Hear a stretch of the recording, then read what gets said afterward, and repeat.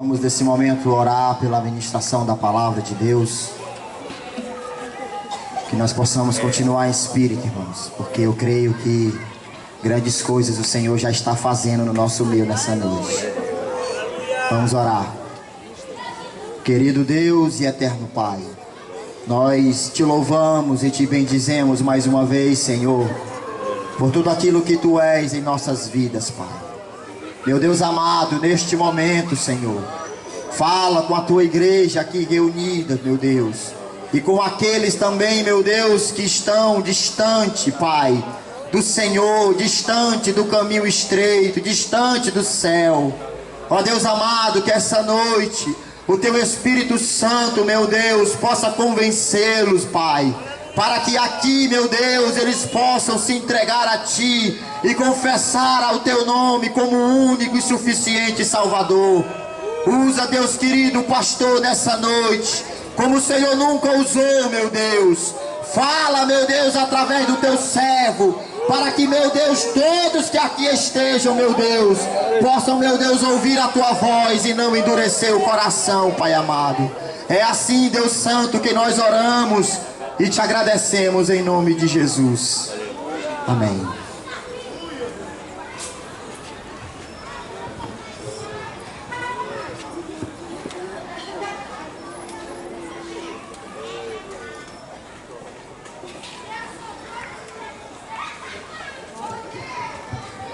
Amém. Irmãos, há muitos convidados aqui que estão conosco, mas está faltando lugares para assento. Então, os irmãos puderem fazer a concessão do seu lugar, oferecendo a um visitante, né? O irmão evangelista Maurício aí está com uma noção, né, daqueles que precisam de assento, que aí os irmãos poderão dispor, né, e o nosso irmão pode guiá-los até lá.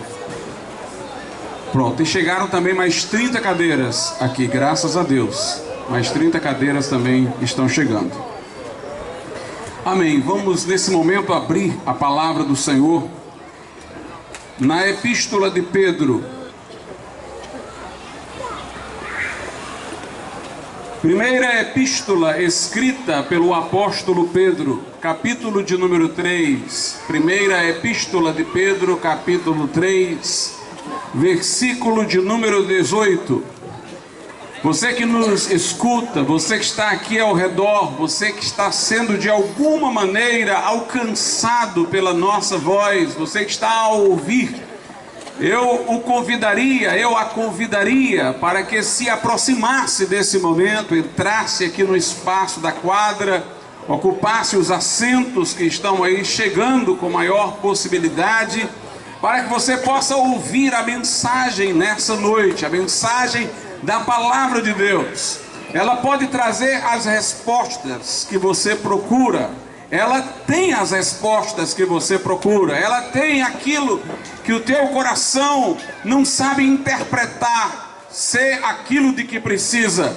Mas a palavra de Deus é poderosa para, por revelação, fazer você saber do que Deus tem para a sua vida. Então, aproxime-se, dê ouvidos, evite a dispersão e dê lugar para que Deus fale no seu coração. Primeira epístola de Pedro, capítulo 3, versículo 18, diz assim: porque também Cristo padeceu uma vez pelos pecados, o justo pelos injustos, para levar-nos a Deus, mortificado na verdade na carne, mas vivificado pelo Espírito. Podeis assentar, irmãos. Nós percebemos nos dias de hoje uma certa indiferença à ministração do Evangelho bíblico. Talvez algumas pessoas que estão aqui se surpreendam com isso que eu estou dizendo, porque poderão me contrapor a seguinte informação: pastor, as igrejas estão ficando repletas. Estão surgindo mega igrejas, grandes igrejas, que ocupam às vezes muitos espaços dentro da televisão, tem canais inteiros, tem programas de rádio, Mas o fato de haver muitas igrejas não significa que está havendo a legítima pregação do Evangelho de nosso Senhor Jesus Cristo. Há um falso evangelho hoje, chamado Evangelho da Prosperidade, que fala de Jesus Cristo como aquele que veio apenas resolver problemas temporais do homem, resolver a questão do desemprego, fazer a pessoa obter seu próprio negócio, ganhar salários mais elevados. E Jesus é reduzido à figura de um banco, de um lugar de investimento para readquirir a pessoa benefícios, geralmente em troca do dinheiro que ela dá à igreja. Essa não é a mensagem da cruz, essa não é a mensagem do Evangelho. Por outro lado, há aqueles que estão a pregar um evangelho terapêutico, psicológico, falando de Jesus para tão somente trazer a você felicidade, autossatisfação, realização nos seus projetos pessoais, como se seus projetos pessoais estivessem sempre corretos, como se Deus não tivesse que substituí-los, como se Deus estivesse apenas a serviço dos seus planos de vida, para lhe dar realização, para lhe dar satisfação. Temos visto muita literatura de autoajuda, muitas palestras de sucesso profissional, e alguns têm criado uma versão religiosa disso. Mas nós estamos aqui para pregar não um evangelho de hoje, que não foi de ontem e não será de amanhã. Nós não estamos aqui para pregar um evangelho contemporizado, adaptado às mensagens de sucesso, de prosperidade, de bem-estar, que estão na boca de pessoas que muitas vezes nem têm compromisso religioso. Nós estamos aqui para pregar o evangelho que é de ontem, que será de amanhã e que ainda é de hoje. Nós estamos aqui para falar da mensagem da cruz. E é em relação a esta mensagem, que não está centrada na autossatisfação humana, na obtenção de ganhos materiais, na satisfação da cobiça, é esta mensagem que tem recebido a indiferença dessa geração. Mas nós vamos pregá-la, porque ela é a resposta de Deus para o homem, porque o Espírito Santo de Deus é poderoso para quebrar corações de pedras, para desarmar pessoas que querem resistir a esta verdade, para fazer uma fresta de luz entrar na escuridão da mente e a pessoa de repente compreender aquilo que nós estamos dizendo, o valor daquilo que estamos falando. E é em oração, e é dependendo de Deus, e é esperando que o Espírito Santo encha este lugar, que nós ousamos aqui pregar a velha mensagem, a mensagem da cruz, a mensagem do Evangelho. Para esta mensagem, o problema do homem tem a ver com o pecado, e o problema do homem é de repercussões eternas.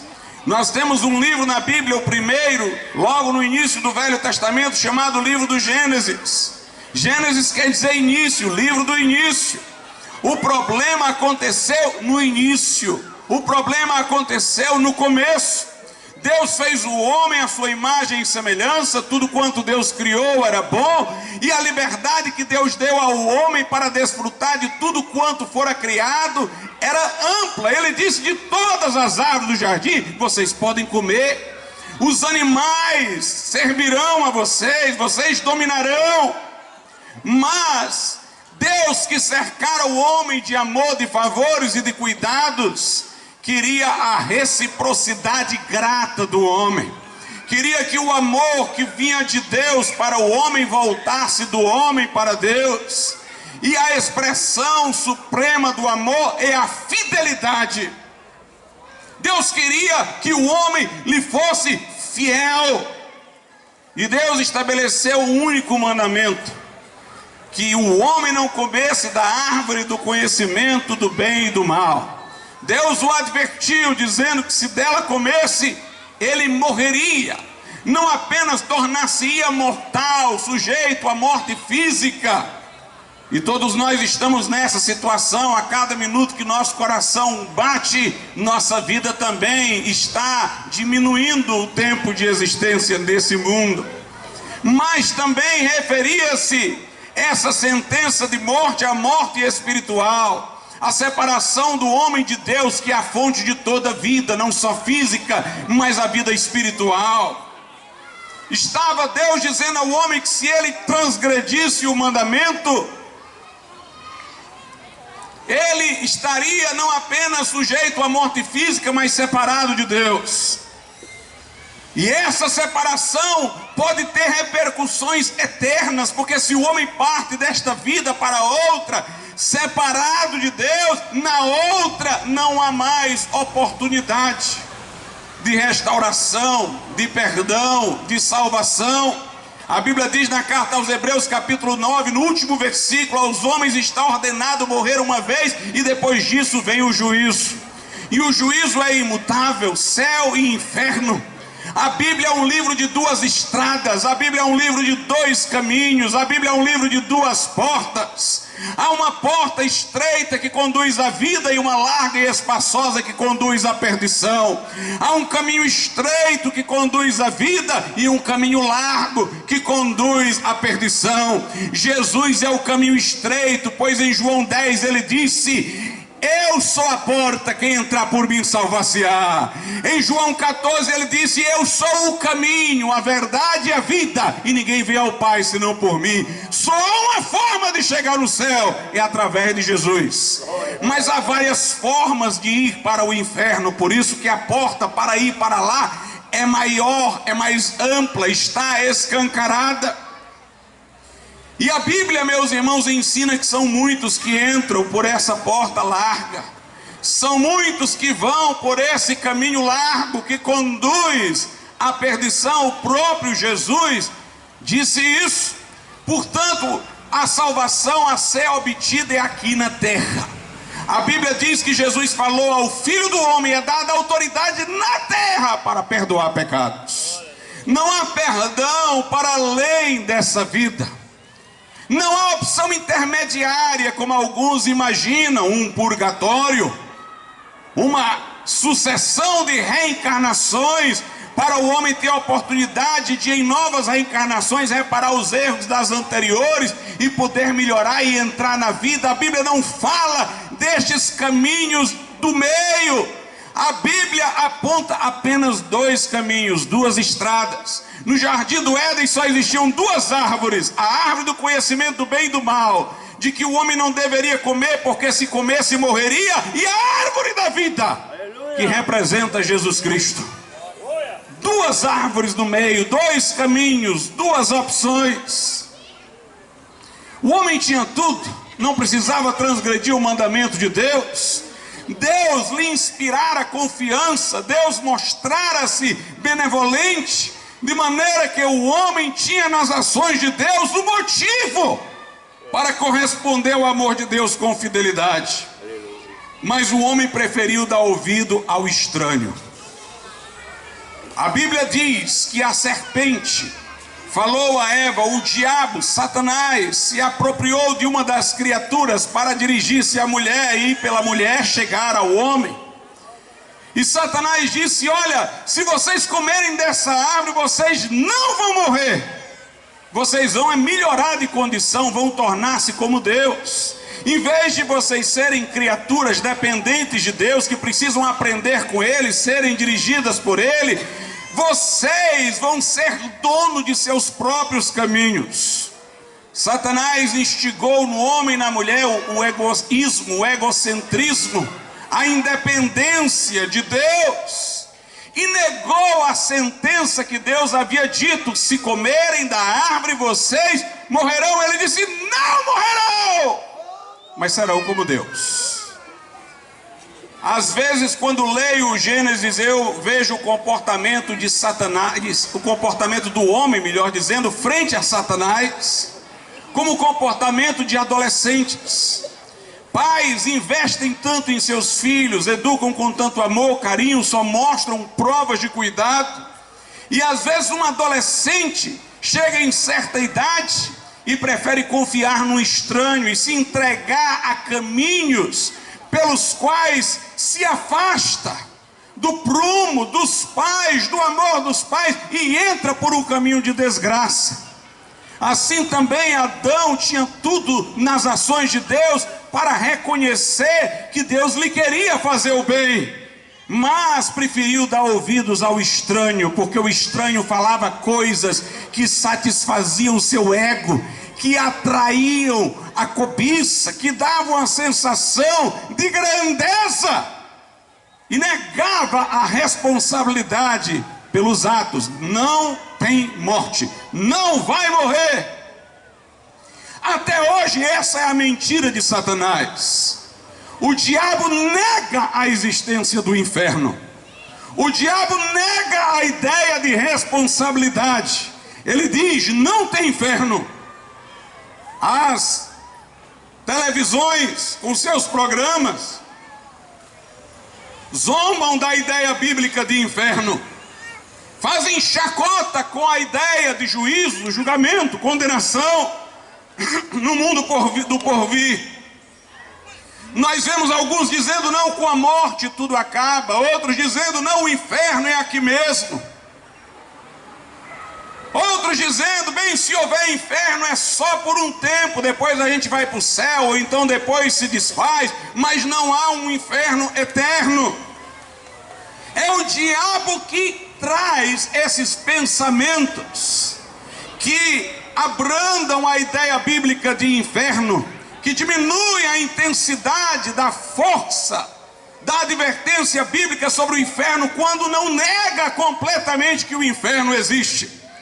É interessante que o diabo foi o maior negador da condenação e Jesus foi o maior afirmador. Muito embora não tenha vindo para condenar o mundo, porque o mundo já estava condenado antes que ele viesse, tenha vindo para salvar, Jesus foi quem mais falou no inferno. Você não encontra tantas passagens no Velho Testamento sobre o inferno como encontra no Novo. Não encontra tantas passagens nas epístolas sobre o inferno como encontra nos evangelhos. Não encontra tantas passagens na boca dos apóstolos sobre o inferno como encontra na boca de Jesus. Interessante que quando nós falamos do inferno, alguns dizem: ah, Jesus não é assim não, Jesus é amoroso, Jesus não fala em inferno não. O diabo não fala em inferno. O diabo é quem nega o inferno. E Jesus foi quem mais falou no inferno. Jesus não falou porque queria lhe oprimir, não. É porque ele veio para lhe libertar de lá. Ele veio para lhe salvar da condenação futura. Jesus disse: eu não vim condenar o mundo. Quem crê em mim já está condenado. Antes de não crer, já estava condenado. Eu vim para salvar, para que o mundo pudesse ser salvo por ele. Diz João, ele veio. A Bíblia diz: quem não crê nele, a ira de Deus permanece sobre ele. Já estava, só continua. Mas quem crê nele tem a vida eterna. Jesus disse: quem ouve a minha palavra, crê naquele que me enviou, tem a vida eterna. Não entrará em condenação, mas já passou da morte para a vida. Jesus disse: eu vim buscar e salvar o que se havia perdido. Jesus disse: o ladrão não vem senão para roubar, matar e destruir, mas eu vim para que tenham vida e tenham com abundância. Ele disse: vinde a mim os cansados e sobrecarregados, e eu vos aliviarei. Ele disse: o que vem a mim de maneira nenhuma eu lançarei fora. Ele disse: quem tem sede vem a mim e beba, do seu interior fluirão rios de água viva. Mas ele não fez nenhuma promessa aos que não queriam vir a ele. Ele só fez promessas a quem quisesse vir a ele. Pois bem, o diabo negou a condenação. É a arte do diabo negar a condenação, negar a gravidade do pecado.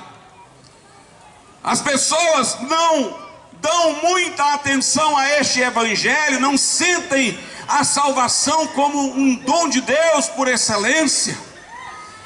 Porque elas não enxergam que o pecado é grave e que traz esta condenação tão grave. Nós vemos as pessoas dizendo: errar é humano, todo mundo erra, então todo mundo é condenável. A Bíblia não diminui a força do pecado porque todos pecam. A Bíblia diz: todos pecaram e destituídos estão da glória de Deus. A Bíblia diz: por um homem entrou o pecado do mundo, e pelo pecado a morte passou a todos os homens porque todos pecaram. Deus não se baseia numa democracia, não. Todos, se não quiserem saber de Deus, vão para o inferno. Porque a lei de Deus estabelece uma sentença para o pecado. E Deus não volta atrás da sua palavra. Ele não é homem para que minta, e nem é filho do homem para que se arrependa. O seu pecado não é uma brincadeira, o seu pecado não é um prazer, o seu pecado não é uma diversão, o seu pecado é o seu caixão eterno. O seu pecado é juízo, é condenação, é desgraça, é a ruína da tua alma. A tua mentirinha é desgraça para a tua alma. A tua fornicação, tua prostituição, teu adultério, teu homossexualismo é ruína para a tua alma. As drogas são ruína para a tua alma. O alcoolismo é ruína para a tua alma. A idolatria, a superstição, a feitiçaria são ruínas para a tua alma. O teu cigarro é ruína não só para o teu pulmão, mas para a tua alma também. Tua violência, tua mágoa, teu rancor, tua amargura é ruína para a tua alma. Teu ódio, tua cólera, tua ambição, teu orgulho, tua avareza é ruína para a tua alma. Mas Jesus é o remédio eficaz. Ele disse: o médico não veio para os sãos, mas para os doentes, e eu vim chamar pecadores ao arrependimento. Sim, quando o homem desobedeceu a Deus e pecou, ele tornou-se mortal, sujeito ao envelhecimento, à enfermidade e à morte. Foi expulso do paraíso, da presença de Deus. E Deus amaldiçoou a terra por causa do homem e disse: a terra produzirá espinhos. Mas eu quero dizer uma coisa: Jesus naquela cruz, quando levou da cabeça uma coroa de espinhos, ele levou esta maldição que era para nós nele. Foi numa árvore que o homem pecou, comendo de seu fruto, e é numa árvore que Jesus veio te salvar, porque ele foi crucificado no madeiro para buscar e salvar o que se havia perdido, para desfazer as obras do diabo. Aleluia! Numa árvore o homem pegou um fruto e pecou. Agora ele tem que vir ao madeiro, o lenho da cruz, e receber de Jesus o perdão pelo seu sangue. Vinde a mim. Então a Bíblia ensina que nossas ações são um sintoma. Quem está com febre está com alguma infecção. O problema não é a febre, é a infecção. Se tomar remédio para a febre, não combater a infecção, a febre fica retornando. Tem que combater é a infecção, pois o problema do homem não são os seus atos, é o seu coração. O seu coração que está corrompido. Lá em Jeremias, a Bíblia Sagrada diz o seguinte, no livro do profeta Jeremias, no capítulo 17, verso 9: enganoso é o coração, mais do que todas as coisas, e perverso, quem o conhecerá? Teu coração é tão mau que te faz pensar que tu és bom. Te engana, é perverso, é enganoso. Jesus disse lá em Marcos capítulo 7, a partir do verso 20: o que sai do homem, isso contamina o homem, porque do interior dos homens saem os maus pensamentos, os adultérios, as fornicações, os homicídios, os furtos, a avareza, as maldades, o engano, a dissolução, a inveja, a blasfêmia, a soberba, a loucura. Todo todos esses males procedem de dentro e contaminam o homem. Por isso é que você não pode salvar a si mesmo. Você pode reformar suas ações externas, mas você não pode mudar o seu próprio coração. Porque você é o seu coração, você não pode mudar a si mesmo, transformar a si mesmo. Os fariseus eram homens da época de Jesus, que eles reformavam sua vida externa, eram religiosos, não ofendiam os outros assim deliberadamente, embora o fizessem ocultamente, não cometiam pecados que a sociedade marginalizava, mas no coração eles tinham orgulho, no coração eles tinham inveja. Jesus disse: olha, vocês são como sepulcros, como caixões. Um caixão é bem bonito por fora, mas dentro tem um corpo em putrefação. Vocês estão bem invernizados por fora, mas dentro de vocês tem um coração poluído. A religião humana só pode mudar o lado de fora, mas não pode mudar o tronco, o coração. Mas Deus não nos irá considerar só pelo lado de fora. Os seus olhos são como chama de fogo. Ele prescruta os rins e o coração. Ele vê o que ninguém vê, ele sabe o que ninguém sabe. Ele prescruta os pensamentos, os sentimentos. E ele sabe que você é um pecador. E que, portanto, você está no caminho da condenação do inferno. Todos nós estamos assim. Depois que o pecado entrou no mundo, como gangrena se disseminou, como câncer se propagou, e todos os que vieram do impuro Adão nasceram impuros. Viemos a este mundo com o coração poluído, viemos a este mundo perdidos. Mas evangelho quer dizer boa nova, boa notícia. Eu estou aqui para lhe dar uma boa notícia.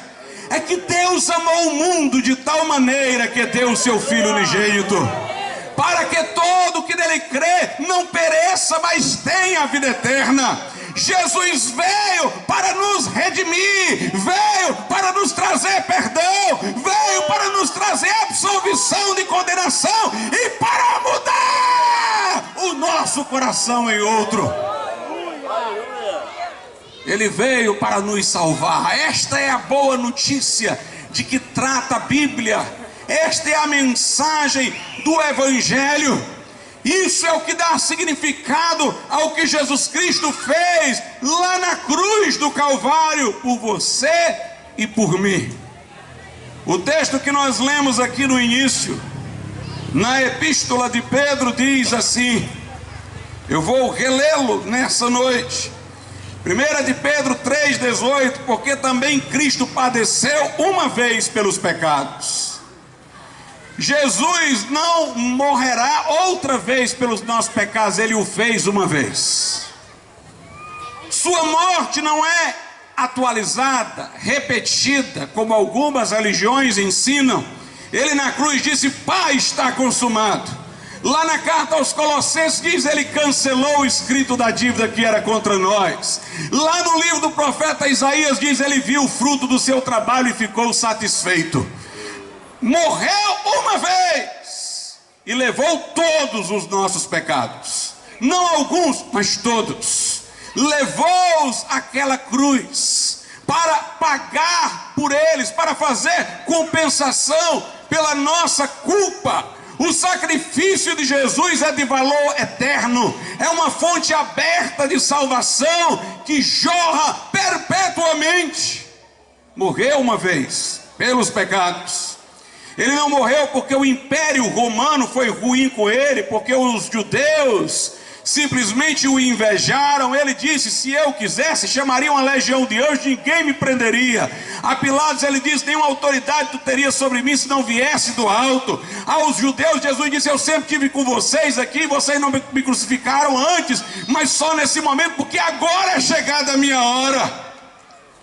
Jesus estava no controle das coisas. Ele morreu porque veio para morrer.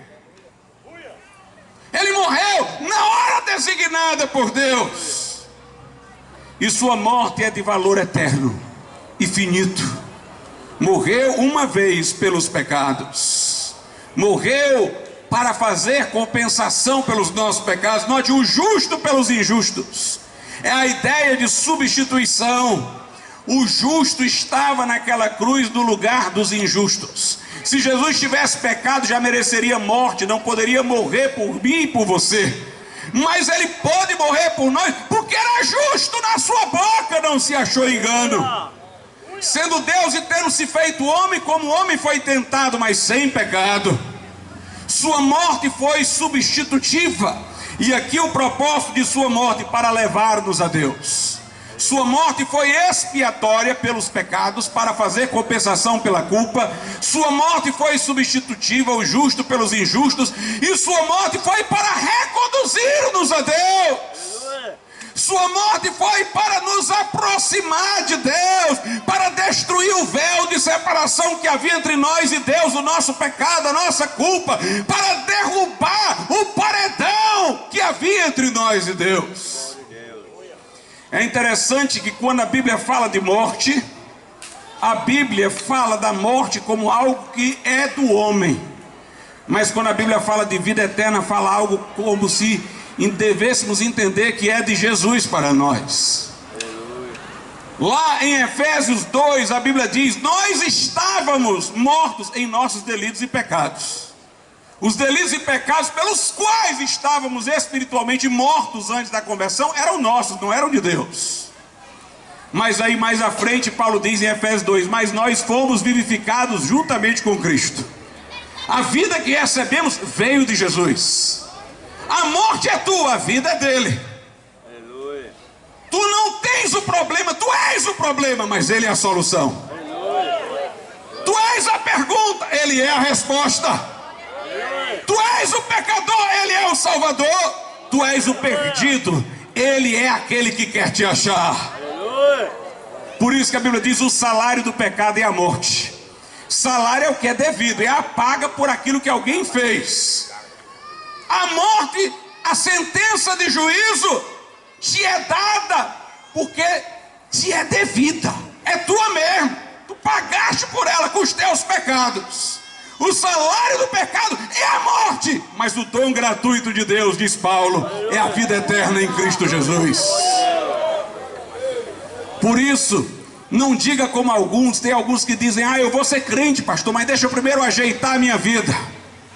Não vai conseguir nunca, porque o problema está no teu coração. Tu vai só invernizar por fora, mas não vai conseguir tirar o cupim de dentro. Não tem esse negócio de eu vou me ajeitar para ir a Jesus, não. Jesus disse: eu não vim chamar justos, vim chamar pecadores. Ele disse: vinde a mim, não os que estão ajeitados, mas os cansados e oprimidos. Ele disse: venham a mim, não os que já estão saciados, mas os sedentos. Aleluia. Apresente a Jesus o pecador, que ele se apresentará a ti como Salvador. Venha a Jesus como um miserável, confesse sua culpa, bata no peito, contrito, e diga a Deus: ser propício a mim que sou pecador, que Jesus vai estar lá. Aleluia. Quando tu invocares para que ele venha te salvar, ele já estará lá. Ele já terá chegado ao teu coração para mudar a tua vida, perdoar os teus pecados pelo sangue que ele verteu e te trazer a reconciliação com Deus. Nós enfatizamos muito o sangue de Jesus em nossa mensagem, porque é pelo sangue de Jesus derramado naquela cruz que nós temos salvação. Jesus está vivo, ressurreto, e pelo seu Santo Espírito vem até você quando você clama por ele. Mas ele te salva porque verteu sangue naquela cruz em teu favor. Somos salvos graças ao sangue de Jesus. Alguns dizem a religião dos judeus é muito sanguinária, porque incluía a matança de muitos animais no templo, e também a religião cristã, porque foca no sangue que Jesus derramou. Os judeus faziam sacrifícios no templo para que pudessem trazer sempre à mente a ideia de que o verdadeiro Cordeiro que tira o pecado do mundo viria. Nem é preciso mais templo, nem sacrifício, porque o Cordeiro já chegou e já morreu na cruz de uma vez para sempre. Mas, se você estiver doente, chegar no hospital, tendo vertido muito sangue, você vai entender o valor do sangue para ser salvo. Se tiver sangue para transfusão, você escapa. Você recebe sangue e você se recupera. Naquele momento você terá condições de entender como o sangue de Jesus pode nos trazer salvação. O interessante é que quando você vai receber doação de sangue, é preciso que o sangue doado seja compatível com o seu, mas o de Jesus é sempre compatível com o de qualquer pecador. Aleluia! O sangue de Jesus nos purifica de todo pecado. Portanto, você tem que vir a Jesus e confiar que Ele pode lhe perdoar pelo sangue que Ele derramou na cruz.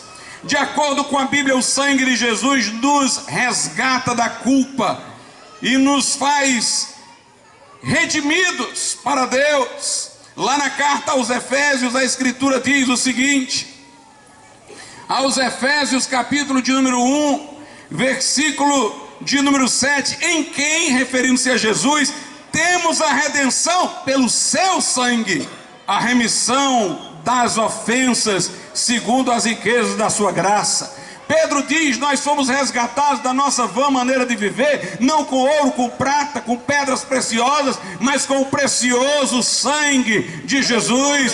Pelo sangue de Jesus nós somos resgatados, fomos tirados de debaixo de condenação, de juízo, de culpa, para podermos herdar o céu.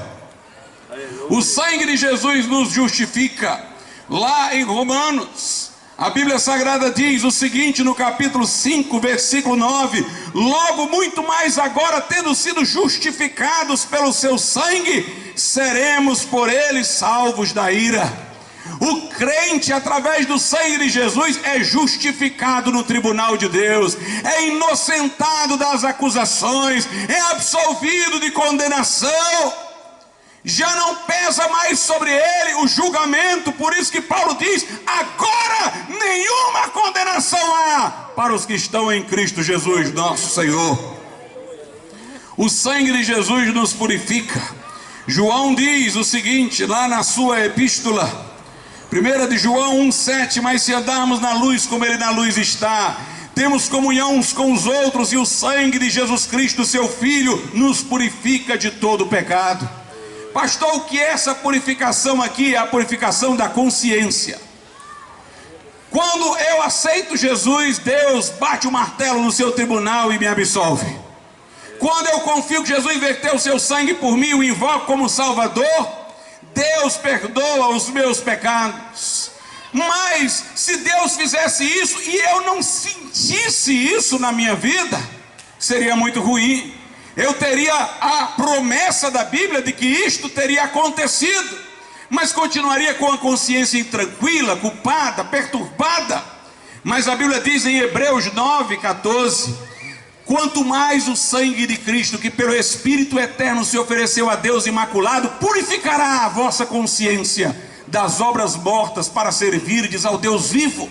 O sangue de Jesus purifica a minha consciência de maneira que eu não sinto aqueles pecados de outrora como se me fossem atribuídos. Minha consciência já não se sente perturbada, como se eu fosse o responsável por aqueles pecados de outrora, porque aquele que está em Cristo nova criatura é. As coisas velhas já passaram, eis que tudo se fez novo. O velho homem que éramos foi crucificado com Cristo, e agora nós somos uma nova criatura no Cristo que ressuscitou dentre os mortos.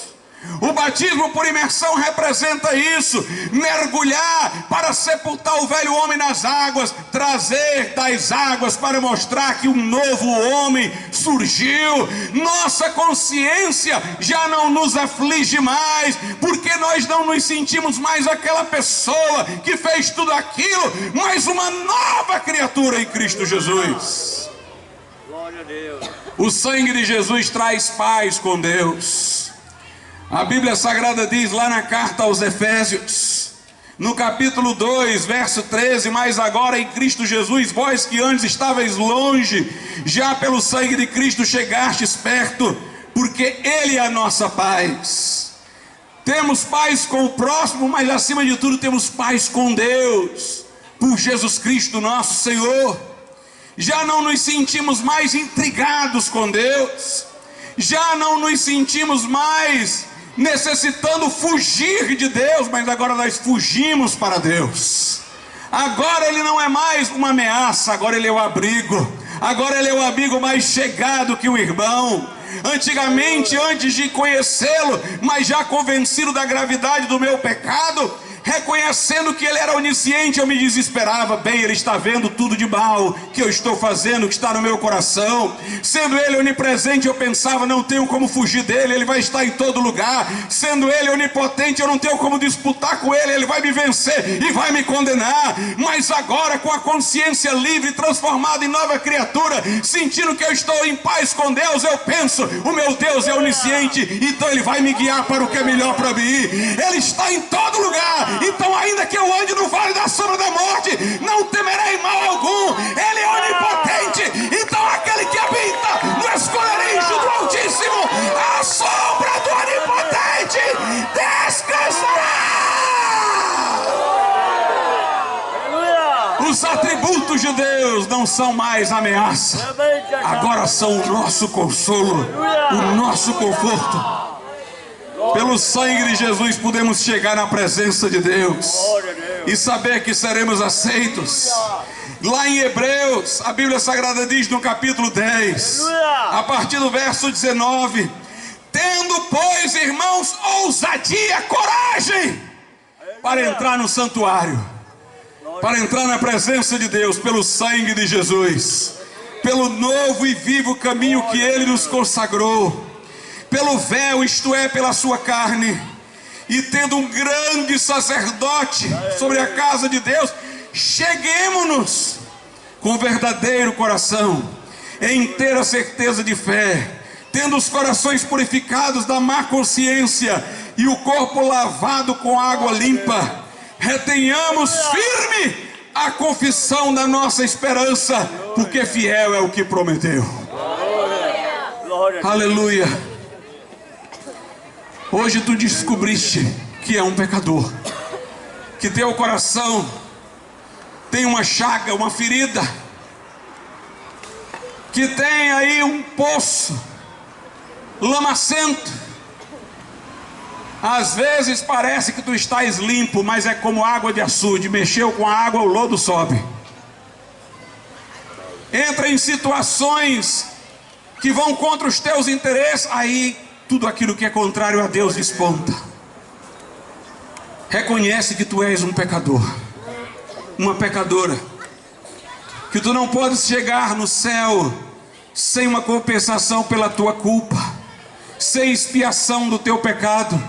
Mas olha para Jesus naquela cruz sangrando e reconhece que Ele morreu por ti, e reconhece que aquele sangue Ele verteu para quitar a tua dívida, para pagar a tua redenção, para te absolver no tribunal de Deus. Confia que Ele está vivo e ressuscitado, venceu a morte, e o invoca como teu Salvador. Chama-o para vir à tua vida. Ele vai perdoar o teu pecado, Ele vai purificar a tua consciência, Ele vai mudar o teu coração, Ele vai te colocar numa estrada de santificação, para que cada dia, pelo Espírito Santo, tu venha a ser lapidado para uma vida melhor, porque a luz vai brilhando dia após dia, até ser dia perfeito. Ele vai começar um processo de transformação na tua vida, mas enquanto esse processo anda, tu já estás garantido da tua salvação, porque os teus pecados já foram cancelados, porque o sangue de Jesus já te purificou de todo pecado, porque nenhuma condenação há para os que estão em Cristo Jesus. Vai servir a Deus por amor, por gratidão, mas sabendo que Ele está contigo e te diz: eu nunca te deixarei, nunca te desampararei. sabendo que os homens podem se levantar contra ti, mas se Deus é por nós, quem será contra nós? Sabendo que a morte um dia vai bater a tua porta, se Jesus não voltar antes, mas nós podemos olhar para a morte e dizer: olha, morte, onde está a tua vitória, onde está o teu aguilhão? Jesus ressuscitou, e a seu tempo mesmo o Senhor descerá do céu com a palavra de ordem, e os que morreram em Cristo ressuscitarão. A morte será tragada na vitória. Para o que crê em Jesus, a morte não tem a última palavra. A morte não tem a última palavra. É o último inimigo que vai tombar, mas vai tombar. O pecado não tem a última palavra. A enfermidade não tem a última palavra, mas tem a última palavra. Aquele que disse ao paralítico que creu: homem, perdoado te são os teus pecados. Aquele que disse ao malfeitor que se arrependeu na última hora na cruz: hoje estarás comigo no paraíso. Ele tem a palavra final. Arrepende-te do teu pecado e venha a Jesus. Este é o dia, este é o lugar, esta é a hora. Pastor, eu quero, mas eu quero aqui ficar oculto no meu cantinho. Jesus disse: quem se envergonhar de mim, das minhas palavras, eu terei vergonha dele na presença de meu Pai. Quem, porém, me confessar diante dos homens, eu confessarei diante de meu Pai. As pessoas não têm vergonha de irem a um bar para beber, de estarem caídas nas sarjetas, não tem vergonha de entrarem num motel para se prostituir, não tem vergonha de mentir, de fofocar da vida alheia. Aleluia! Por que teria vergonha de dizer: eu quero Jesus na minha vida? Jesus não morreu por ti num lugar secreto, ele morreu por ti humilhado, desvestido, crucificado publicamente, feito espetáculo para os homens. É preciso que você se coloque do lado dele e diga: Jesus, eu estou aqui. Aleluia. O mundo pode zombar, mas não interessa, porque este mundo passa e a sua concupiscência, mas o que faz a vontade de Deus permanecerá para sempre. Se Deus é por nós, ainda que milhares sejam contra nós, a maioria é nossa, porque ninguém pode com Deus. Entrega a tua vida a Jesus, confessa. Vamos ficar de pé. Convido os irmãos que tocam nesse momento para louvarem a Deus com um hino ao Senhor nesse instante. Enquanto você ouve este hino, pense na sua vida, nas palavras que você ouviu. Se você quiser até se antecipar, já pode vir aqui à frente. Você diz: pastor, eu quero aceitar Jesus como meu Salvador hoje, agora. Levanta aí a tua mão. Você diz: eu quero me arrepender agora dos meus pecados, entregar minha vida a Jesus. Onde você estiver, vem aqui à frente, saia do seu lugar, de onde você estiver, lá fora, aqui dentro, vem até aqui. Chegue-se próximo a este púlpito, onde nós estaremos orando pela tua vida. Enquanto os irmãos cantam, você pode vir, de onde estiver, para entregar o coração a Jesus. Talvez haja alguém aqui desviado, precisa se reconciliar com Deus. Saia do seu lugar, vem aqui à frente, e nós vamos orar pela tua vida. Glória a Deus. Os irmãos convidem as pessoas, convidem as pessoas para virem a Jesus essa noite.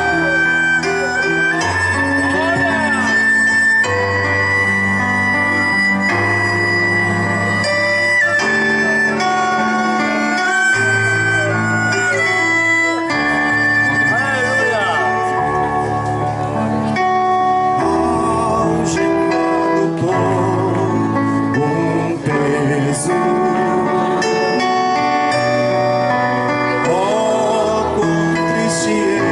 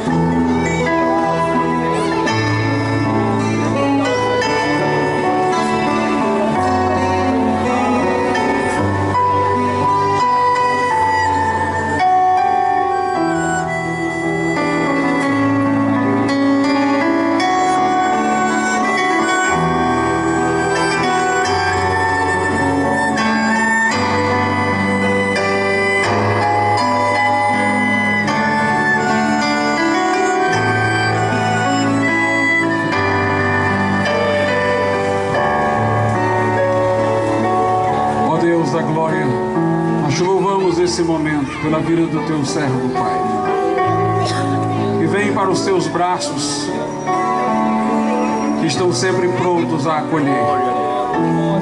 Que o sangue da cruz possa dar perdão e fazer a consciência ter notícia disso, Pai.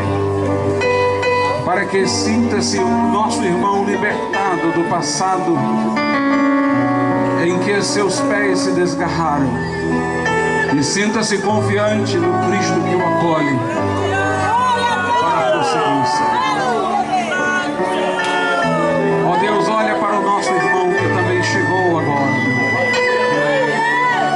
Dê ouvidos à tua palavra. Que o sangue da cruz lave a sua alma de toda mancha. Que o poder do teu Espírito transforme vidas agora que estão aqui, Senhor. Que o Senhor faça o que o homem não pode fazer. Que o Senhor dê um novo nascimento. Que o Senhor dê a certeza do perdão, a reconciliação contigo. Abrigo nos teus braços agora, Pai, para estes que nesta posição pública confessam precisar de Ti e chamam a Jesus para vir ser para eles Salvador, Redentor, Restaurador, Renovador, Senhor. Em nome de Jesus, faz a obra e ser glorificado. Em nome de Jesus. Amém, Senhor. E amém. Glória a Deus. Deus abençoe meus irmãos ricamente. Os irmãos que estão lá, né, vão dar o apoio necessário nessa noite.